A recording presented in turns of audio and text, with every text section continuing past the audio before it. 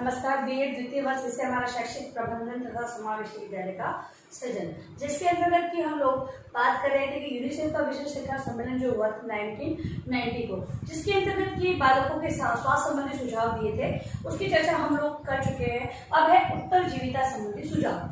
उत्तर जीविता, उत्तर मतलब बाद में, जीविता मतलब जीने के, ठीक है, जीवन के बाद में, यानी कि यहाँ पर उत्तर जीविता से मतलब है जन्म लेने के बाद।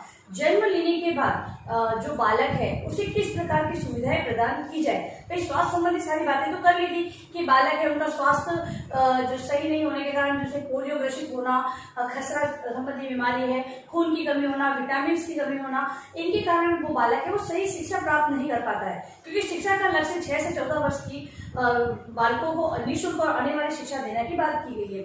और यहाँ पर ये लक्ष्य पूरा करने में अगर स्वास्थ्य को ध्यान में नहीं रखा जाएगा तो ये लक्ष्य पूरा नहीं हो पाएगा। इसलिए स्वास्थ्य संबंधी सुझाव की बात हम लोग कर चुके हैं। ये उत्तर जीविता, जन्म लेने के बाद जो बालक है उसे किस प्रकार की सुविधाएं देनी चाहिए, उनके खान पान से संबंधित, उनके रहन सहन से संबंधित, ठीक है। अब ये सारी सुविधाओं को ध्यान में रखकर ही सरकार ने जो कुछ सुझाव प्रस्तुत किए, जिनके माध्यम से बालकों को शिक्षा लेने में कोई समस्या नहीं आए। तो उत्तर जीविता संबंधी कुछ सुझावों को हम लोग यहाँ पर देखते हैं। जन्म के बाद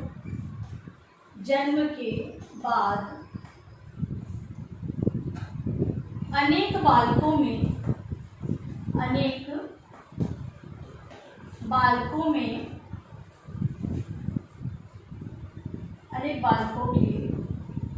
अनुरूप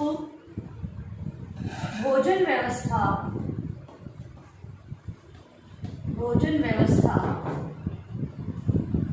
नहीं मिल पाती है।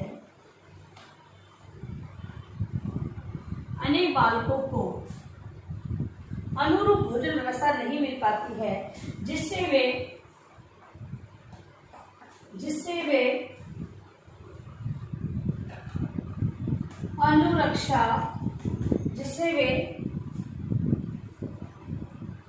असुरक्षा व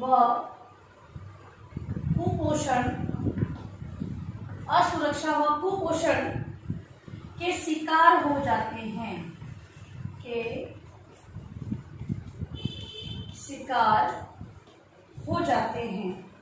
इसके लिए भोजन संबंधी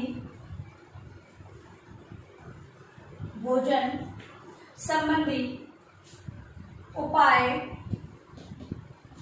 प्रत्येक परिवार में जन्म लेने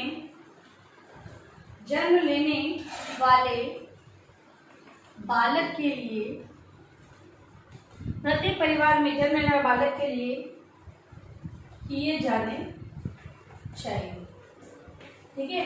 अगर मान लो किसी बालक का जन्म हो रहा है तो हम लोग देखते हैं कि आंगनबाड़ी केंद्रों के अंतर्गत बालकों को ये पोषण संबंधी मिड डे मील की व्यवस्था की जाती है। उसके बाद जब वो विद्यालय जाते हैं वहाँ पर भी दिन के भोजन की व्यवस्था और पौष्टिक विटामिन जो मिनरल्स वगैरह होते हैं उनकी व्यवस्था वहाँ पर की जाती है। बालकों को जिस मौसम के अनुसार जो सब्जियां आती है उनका सेवन करवाया जाता है। समय समय पर फ्रूट्स है वो दिए जाते हैं। दूध की व्यवस्था होती है। आंगनबाड़ी केंद्रों पर दलिया है, दाल है, चावल है, गेहूं है, ये सारी व्यवस्थाएं भी होती है। तो ये जन्म लेने के बाद जो कुपोषण का शिकार रहते हैं या फिर जो असुरक्षित बालक है उनके लिए व्यवस्था करती है सरकार।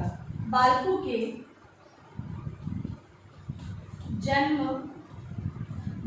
के जन्म के बाद ही मृत्यु हो जाती है।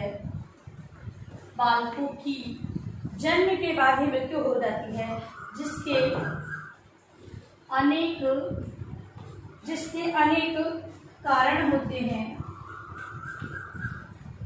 अनेक कारण होते हैं। उन कारणों को जानकर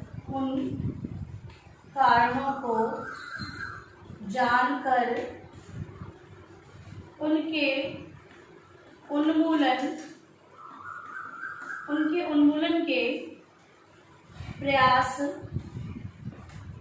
करना चाहिए, ठीक है। अब अगला सुझाव ये दिया गया कि बालकों को जो जन्म लेने के बाद ही उनकी मृत्यु हो जाती है, वो हो सकता है कि माता कुपोषण का शिकार है, इसी कारण बालक की मृत्यु हो गई है, या फिर माता को सही प्रकार का जो संतुलित भोजन वगैरह ये नहीं मिला, या फिर किसी भी प्रकार से अगर मृत्यु हो जाती है तो उसका कारण पता लगाकर और उन्मूलन का कार्य किया जाना चाहिए। सरकार इसके प्रति भी सजग है और विभिन्न आंगनबाड़ी केंद्रों पर समय समय पर टीकाकरण किया जाता है। माता के लिए जो उचित पोषाहार है उन्हें क्या चाहिए उस हेतु विभिन्न प्रकार की जानकारी दी जाती है, और जो सक्षम नहीं है उन लोगों के लिए खाद्य सामग्री की व्यवस्था भी की जाती है। बालकों में श्वसन संबंधी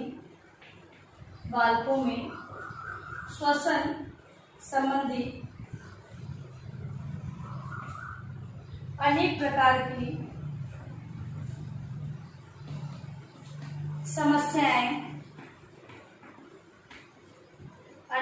की समस्याएं जन्म के बाद उत्पन्न हो जाती है। इसके अलावा बालकों में श्वसन संबंधी विभिन्न प्रकार की समस्या उत्पन्न हो जाती है। सर्वप्रथम तो श्वसन की जो समस्या है वो पहले तो उसका निराकरण किया जाता है, तत्पश्चात उसको ज्ञात किया जाता है कि किस कारण से हुई है, और अब भविष्य में इस प्रकार की समस्या बालकों के अंदर उत्पन्न ना हो उसके लिए क्या किया जा सकता है। सरकार इसके लिए उचित कदम उठाती है। अब है स्त्री स्वास्थ्य।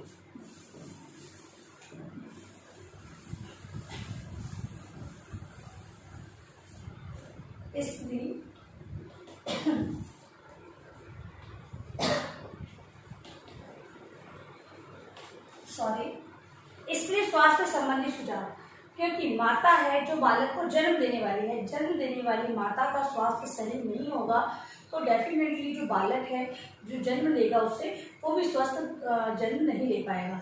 इसी कारण माता के स्वास्थ्य से संबंधित जो ये कहें कि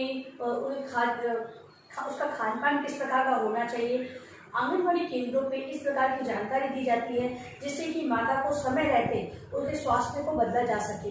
इसके अलावा विभिन्न प्रकार के टीकाकरण की व्यवस्था होती है और आंगनबाड़ी केंद्रों पे माताओं के लिए विभिन्न प्रकार के जो योजनाएं चलाई जाती है, जिन योजना का लाभ प्राप्त करते हुए वो अपने शिशु के जो गर्भस्थ शिशु है उसकी देखभाल, उसका पालन पोषण कर लेती है। ठीक है, स्त्री का स्वास्थ्य अगर सही नहीं होगा तो सही बालक का जन्म नहीं हो पाएगा। इसलिए स्त्री स्वास्थ्य संबंधी सुझाव दिए गए, कुछ सुझावों को यहाँ पर हम लोग देख लेते हैं। गर्भवती स्त्रियों के लिए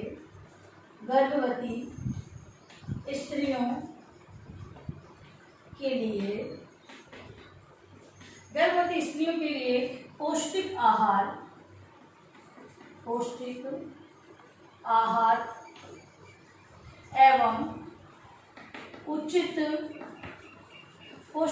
एवं उचित आयरन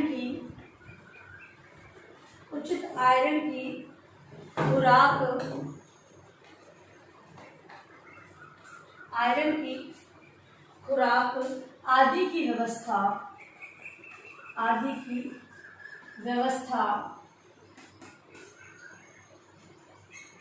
होनी चाहिए। पहले तो पौष्टिक आहार और उचित आयरन की खुराक, और पौष्टिक आहार हेतु भी सरकार कार्यरत है तथा उचित आयरन की मात्रा होनी चाहिए स्त्री के अंतर्गत, तो उसके लिए भी आयरन संबंधी टैबलेट्स दी जाती है जिससे गर्भ में पल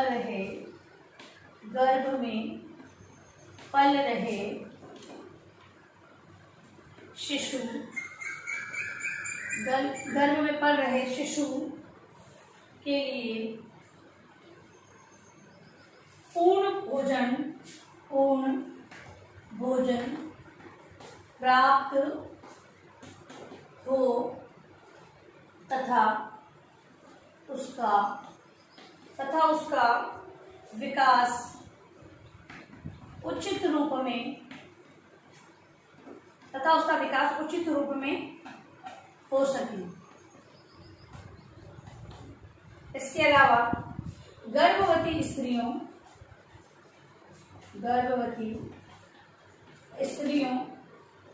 को 4 से 6 महीने 4 से 6 महीने तक अपने बालकों को स्तनपान कराना सुनिश्चित किया जाए।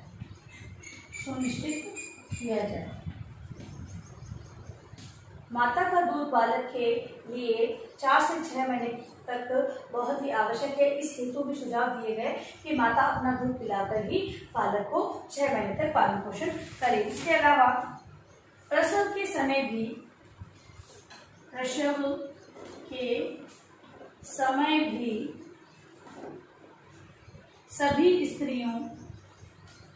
सभी स्त्रियों को पूर्ण सुरक्षा मिलनी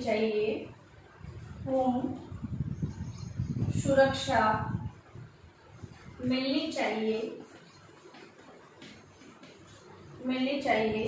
जिससे स्त्री एवं जन्म लेने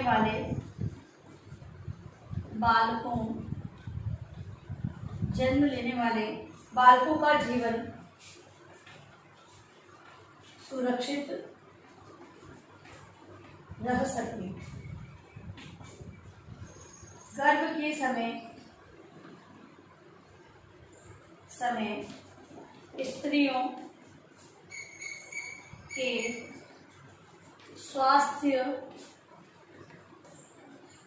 के स्वास्थ्य का चिकित्सा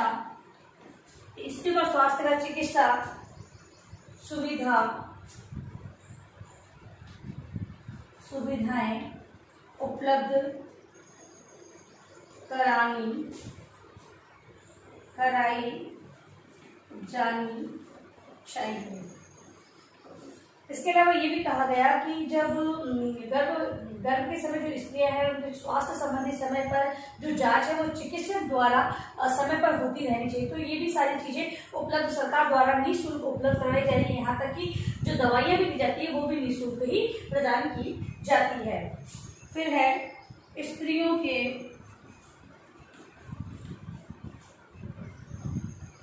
कम वजन के होने के कारण स्त्रियों का जो वजन है वो कम होता है। इस कारण जो गर्भस्थ शिशु होता है उसमें विभिन्न प्रकार की समस्याएं हो जाती है। इस वजन कम होने के कारण का पता लगाकर तुरंत उसका उपचार करना चाहिए। इसके अलावा मातृत्व के समय मृत्यु हो जाना। कुछ स्त्रियां हैं वो बालक को जन्म देने के उपरांत ही मृत्यु को प्राप्त होती है या फिर उनकी मृत्यु हो जाती है। तो ऐसी मृत्यु का कारण पता लगाकर सही समय पर डिसीजन लेना चाहिए कि किस प्रकार की मृत्यु हुई है, उन कारणों को किस प्रकार दूर किया जा सकता है। उचित चिकित्सक की परामर्श लेते हुए उसे दूर करने का प्रयास करना चाहिए। तो इस प्रकार से जो स्त्री के स्वास्थ्य संबंधी निम्न प्रकार के सुझाव दिए गए थे। तो आज हमने उत्तरजीविता और स्त्री के स्वास्थ्य संबंधी जो चर्चा की है उसी को गृह कार्य प्रश्न के रूप में आप लिखकर लाएंगे। तो ये हमारा दोहरान कार्य का जो स्त्री और उत्तरजीविता संबंधी सुझाव थे। गृह कार्य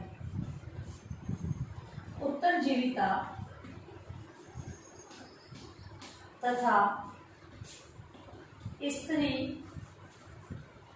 स्वास्थ्य संबंधी सुझावों को बताइए।